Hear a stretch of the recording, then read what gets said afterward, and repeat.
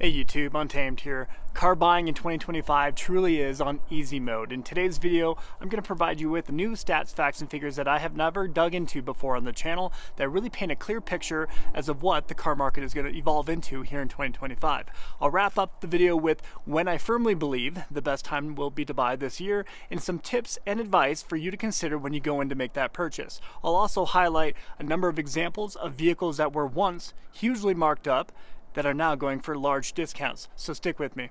Just know that dealerships have zero power over you right now. When you go into a dealership and try to buy a vehicle, you are absolutely in the driver's seat. For context, inventory levels right now are the highest that they have been since the beginning of the pandemic. Let that sink in. We have over 3 million brand new vehicles available, over 2.3 million used vehicles available within the US. That's not the staggering part though. The growth rate is the staggering part. We have seen 120% growth in new vehicle inventory within the US just in the last 2.5 years. That's quite wild. Those inventory levels put us in a very comfortable position as the consumer. That gives us an 84-day supply across the board across the United States. That does not put dealers in a very comfortable position though. Now here comes the alarming bit that nobody really talks about, and that is the carryover units. So the carryover 2024 models that were not sold throughout the 2024 that are now for sale here in 2025. We are now seeing 400,000 more new vehicles available at the start of 2025 compared to the start of 2024.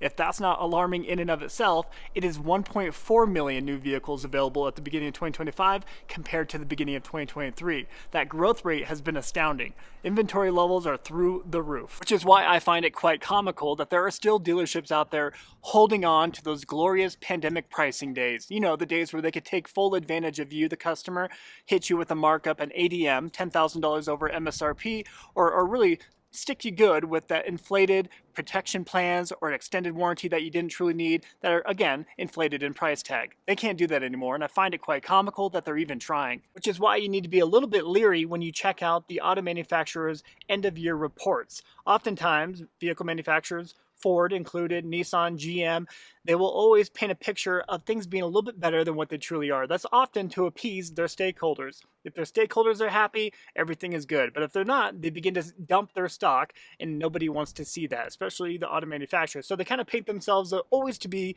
in a little bit better of a light. They're not necessarily lying, but they're often saying the number of vehicles delivered. And what that means is how many vehicles did they actually deliver to their dealerships, their franchise dealerships. It's not necessarily sold to you and I, the consumer. Rather, it's just handed off to the dealership, and it has become that dealership's burden. If you look at EVs in particular, man, so many dealerships are struggling hard to move their EVs on their lots. Oftentimes, between their incentivized interest rates, huge government subsidies, tax credits, big discounts, they still can't move that inventory. Dealerships are making close to nothing, oftentimes losing money on their EVs, but still, to Ford and their parent companies, is still a successful delivery of that vehicle. I like to look at it this way. A company can't brag about selling 50,000 more vehicles when there were 400,000 more vehicles available in that year. Hope that makes sense. So when do I believe the best time to buy a vehicle in 2025 will be? I believe it's going to be within that frozen middle between May and August timeframe. And let me explain why. At the beginning of every year, we always have tax season, of course. And when people get their tax return, a lot of folks kind of use that to justify their down payment on a new vehicle. So we always see an uptick in sales no matter what, no matter the year, at the beginning of the year, between that January and May timeframe, right? In addition to that, we often have the new fully redesigned vehicles coming out from all vehicle manufacturers, and there's always going to be people who are crazy about being the first to the cheese, the new cheese, right? And that is always going to have an uptick in sales in and of itself. But that frozen middle, what do we see? We see a lot of American families going on their family vacations that they've been planning and saving up for. They're not necessarily going out and wanting to splurge on a new vehicle at that time.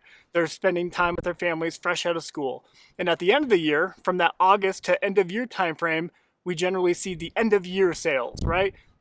Oftentimes they can be pretty gimmicky, but the end of year sales combined with tax write-off season. People are trying to make that final purchase before the end of the year so they can write off that vehicle expense, right? So End of year, a lot of people are going to kind of flock out no matter what because they seemingly will feel like they're going to get the best deal end of year. But really, it's that frozen middle where dealerships are going to be most desperate. So what are some examples of vehicles that are now being discounted that were once marked up? We see it with the Ford F-150 Raptor, the Ford Bronco Raptor, Ram TRXs are still being discounted, even though they're in their final edition and at the end of their run, but we're still seeing those discounted too.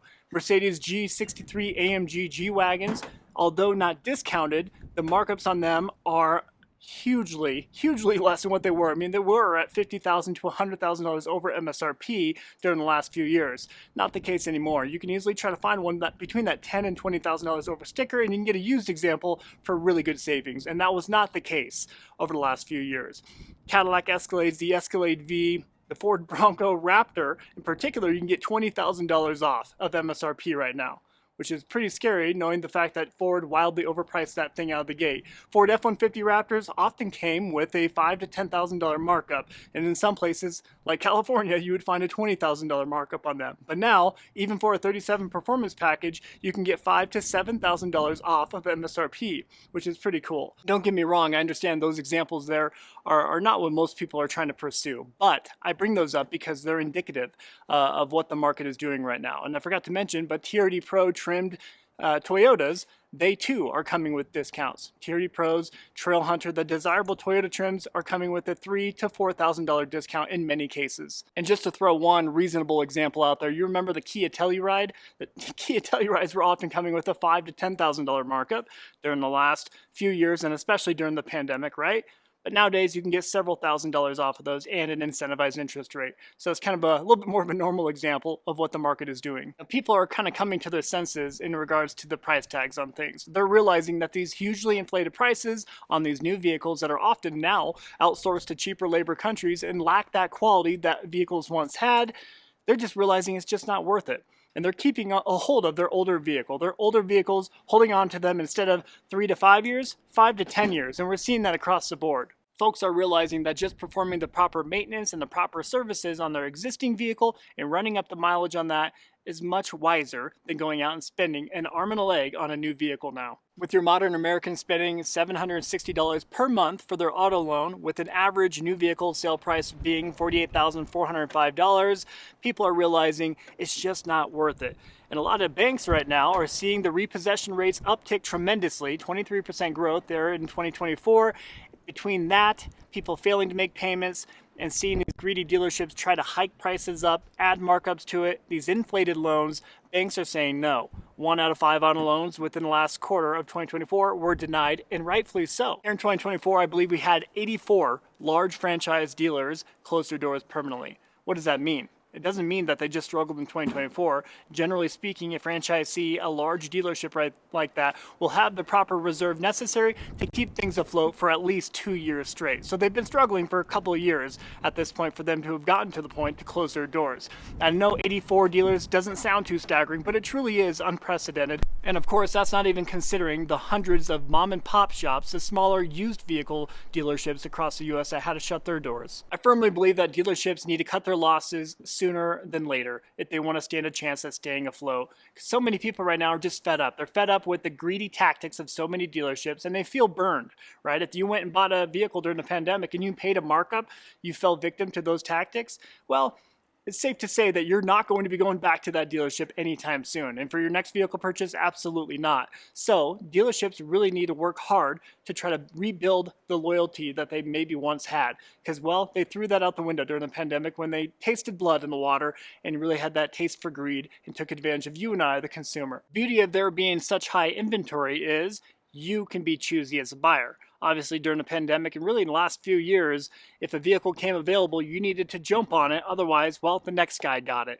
And well, unfortunately, dealerships knew that, and that's why they felt the need to take advantage of people, because they knew they could, right? They treated you just like another brick in the wall because they knew somebody else was going to be waiting. That whole supply versus demand part of it. But nowadays, you can really use that to your benefit, and I encourage you to do so. There's going to be many vehicles that you're interested in at various dealerships in your area. Use and pin the dealerships against each other. Go to one, get their best deal, go to the next one and say, hey, here's the best deal from your neighboring dealership up the road. Can you beat them? Make them beat each other's offers and do that a few times until you get to a point where hopefully you feel good about that price tag. Come time for you to buy a vehicle in 2025, do not fall victim to their finance tactics at the end, right? If you want to purchase that vehicle with cash, you can absolutely do so. You don't have to finance with them. A lot of dealerships will try to pull that on you and say, well, we're only willing to give you this deal if you finance with us. That's because they get a kickback from the preferred lender. Generally speaking, it's between $1,200 and $2,500. It depends on the size of the loan, of course, and the interest rate, but they get a kickback. You don't have to. You absolutely do not have to, and don't let them force you. You can bring your own financing or you can pay with cash. You have that luxury right now to drive that ship. In addition to that, don't fall victim to paying those hugely overpriced protection plans that they try to push on their vehicles. Don't fall victim to that. In addition to that, when you're checking out with that finance rep and finalizing the paperwork, what do they always do? They always try to hit you with those extended warranties, right? And they're often through a third party. It's not even generally through the manufacturer itself. And they're, again, hugely overpriced and inflated. Don't fall victim to that. You know, you can always buy it separately and oftentimes save money if you just go straight to the source and not go through the needless middleman, aka that finance rep. And one more thing, when they say, hey, when can you make it into the dealership so we can talk it through and have you test drive it? You can go test drive it all you want, but do not negotiate a deal sitting in that dealership. You get it in writing, you can call them up and say, hey, what's the best deal? And get it in writing, sent to you via email or text from that dealership. Oftentimes you want to make sure that it is being signed by the sales manager, of course, so you have some confidence before you make that drive in there. But just know that you can absolutely negotiate a deal on a vehicle via phone, via text, via email, before wasting your time and bandwidth going into their dealership and sitting down in their chair in front of them and playing their games. Don't fall victim to that either. So I'll wrap up the video there. Just know that you are absolutely in the driver's seat when it comes to buying a new vehicle. I do suggest waiting between that May and August timeframe if you want to get the best deal, because that truly is when dealerships are going to be most desperate. Not to mention, I would argue that they're going to have a huge amount of carryover units from 2024 still at that time. And well, they're going to need to get very creative to move that inventory. And I think that means taking a huge loss on that inventory just to move it, right? Because every single month, those flooring costs on those old 2024 units, they're costing that dealership tons and tons of money collectively. So you are in the driver's seat. Don't let any dealership push you around because, well, if they don't want to work with you, drive up the road 15 minutes, go to the next dealer. Somebody is bound to play ball. So if you appreciate this type of content, guys, please consider liking and subscribing. Your support means a ton, and it certainly doesn't go unnoticed. Thanks for watching. Till next time.